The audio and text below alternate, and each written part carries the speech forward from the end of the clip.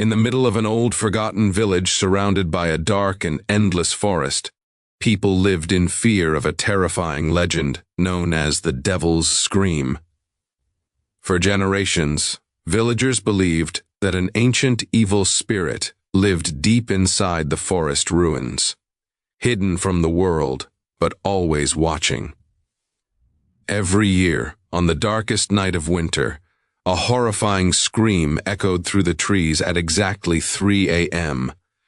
The sound was so terrifying that people locked their doors, covered their windows, and prayed until sunrise. According to the old stories, anyone who followed the scream would disappear forever, leaving behind nothing except silence and fear.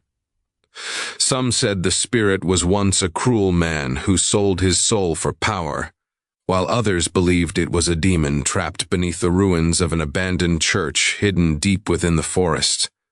One stormy night, a young man named Adam returned to the village after many years away.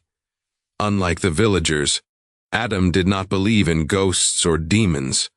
He laughed at the stories and called them foolish myths made to scare children. However, strange things began happening from the very first night of his return.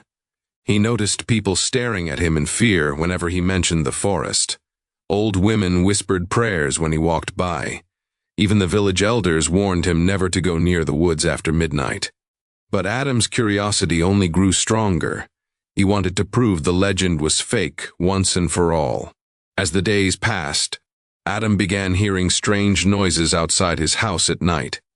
Footsteps circled around his room even when nobody was there. His windows shook violently, although the wind was calm.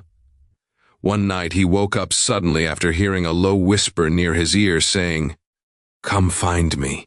When he looked around, the room was empty, but muddy footprints covered the floor leading toward the forest. Fear slowly entered his heart, yet his desire to uncover the truth became even stronger. Finally, on the night of the blood moon, Adam prepared himself to enter the cursed forest. The villagers begged him not to go. One old man grabbed his arm and said, "The scream does not call everyone, it only calls the chosen." But Adam ignored the warning. Carrying a lantern, an old camera, and a small knife for protection, he walked into the darkness alone. The deeper he went into the forest, the stranger everything became. The air turned freezing cold. The trees looked twisted like giant black hands reaching toward him. He began hearing distant whispers coming from every direction. Sometimes it sounded like crying, sometimes laughter, and sometimes angry voices speaking in a language he could not understand. Suddenly, his lantern flickered violently. In the distance, he saw the shadow of a tall figure standing between the trees. Its body was unnaturally thin, and its glowing red eyes stared directly at him before disappearing into the darkness.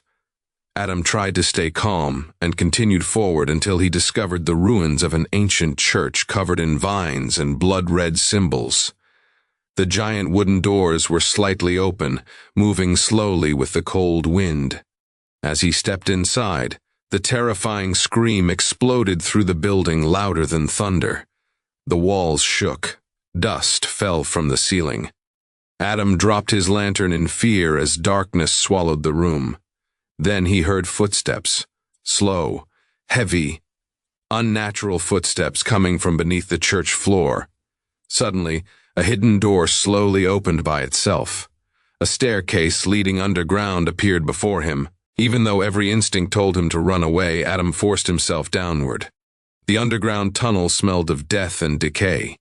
Strange markings covered the walls, showing horrifying images of people worshipping a shadow creature with giant horns and glowing eyes. At the end of the tunnel, Adam found a massive underground chamber lit by burning candles. In the center stood a black throne made from bones. Behind it hung chains covered in dried blood.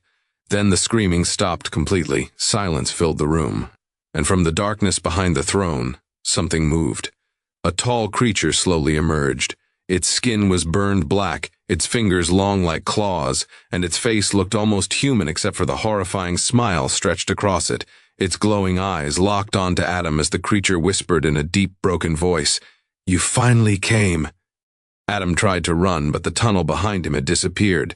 The creature began walking toward him while the candles burned brighter, and the screams of hundreds of lost souls echoed through the chamber. Adam realized the horrifying truth. The legend was real, and the demon had been waiting many years for someone brave enough to answer its call. Then the creature opened its mouth impossibly wide and released the terrifying devil's scream directly into Adam's face. The entire forest shook violently.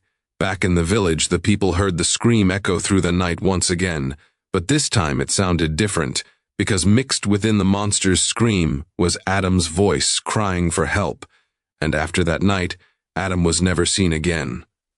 But every year, when the blood moon rises over the village, people still hear two voices screaming from deep within the cursed forest, one belonging to the demon, and the other belonging to Adam,